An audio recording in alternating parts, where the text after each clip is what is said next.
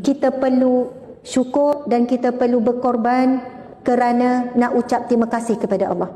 Antara pengorbanan yang kita buat di bulan Ramadan adalah pengorbanan apa dia? Kita bersyukur kepada Allah Subhanahu Wa Taala yang masih hidupkan kita sampai saat ini. Kita bersyukur sebab mata kita masih boleh melihat orang yang kita sayang. Telinga kita boleh mendengar suara orang-orang yang kita sayang. Isteri, anak. Ada orang lahir bisu, tak boleh bercakap. Ada orang lahir pekat, tak pernah mendengar apa pun bunyian. Tak pernah dengar indahnya suara azan. Tak pernah tahu apa itu bacaan Al-Quran. Ada orang lahir buta, tak pernah tahu rupa hidung sendiri pun tak tahu. Macam mana rupa mak dia, ayah dia. Tapi tuan-puan di hadapan saya adalah orang yang sempurna semuanya. Allah beri kita sempurna, tangan, kaki, mata, telinga, semuanya. Dan setiap nikmat yang Allah beri tanpa putus sampai saat ini, kita perlu syukur dan kita perlu berkorban kerana nak ucap terima kasih kepada Allah. Antara pengorbanan yang kita buat di bulan Ramadan adalah pengorbanan apa dia? Pengorbanan harta, iaitu sedekah. Jadi penutup saya sebut pasal sedekah ni kerana apa? Ini bukan Nabi yang bersabda, tapi Sayyidatina Aisyah. Sesungguhnya Rasulullah SAW tidaklah laju bersedekah melainkan di bulan Ramadan. Maksudnya sangat laju. Bulan Ramadan sangat laju melebihi angin, Aisyah sebut.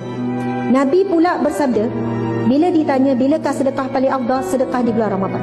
Tolong cuba untuk dapatkan pengampunan Allah. Sebab apa? Nabi sebut sedekah memadamkan dosa kamu seperti air memadamkan api. Nabi sebut lagi, sadaqatun junnah. Sedekah adalah perisai daripada api neraka. Sadaqatun burhanun. Sedekah adalah saksi di mahsyar kelak. Dan antara amalan sedekah yang paling afdal di bulan Ramadan, memberi makan orang lain berbuka puasa. Orang yang lama berdiri di dunia kerana solat, ini orang yang sekejap berdirinya di mahsyar kelak. Hanya satu ibadah yang khusus di bulan Ramadan, tidak ada di bulan lain, iaitu solat sunat tarawih. Nabi bersabda, barang siapa yang menghidupkan Ramadan dan mendirikan Ramadan dengan siangnya iaitu puasa, dengan malamnya iaitu qiyamul lail, maka diampunkan segala dosanya yang terdahulu. Orang yang solat tarawih, dia pahala dia ibarat dia buat ibadah sepanjang malam. Tuan-puan sekalian, saya nak cerita. Dalam Al-Quran ada disebutkan tentang golongan orang-orang yang akan berdiri. Ada yang akan berdiri di mahsyar selama 1000 tahun, dan dikatakan paling lama berdiri sampai 50,000 tahun berdiri. Berdiri di padang mahsyar di bawah terik matahari ibarat sejengkal. Matahari tak ada, tapi kepanasan ibarat matahari sejengkal. Bahkan dikatakan sehingga ada manusia minta dengan Allah, campak je lah aku dalam neraka sebab tak larat dah berdiri lama sangat di mahsyar. Tapi ada golongan VIP Allah masuk syurga tanpa dihisap.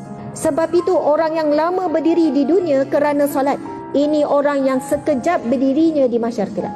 Sebab itu kita nak letak mindset tuan-puan sekalian, bila imam tu baca panjang, kita bayangkan, ya Allah, moga pendek dan sekejap saja aku berdiri di mahsyar kelak.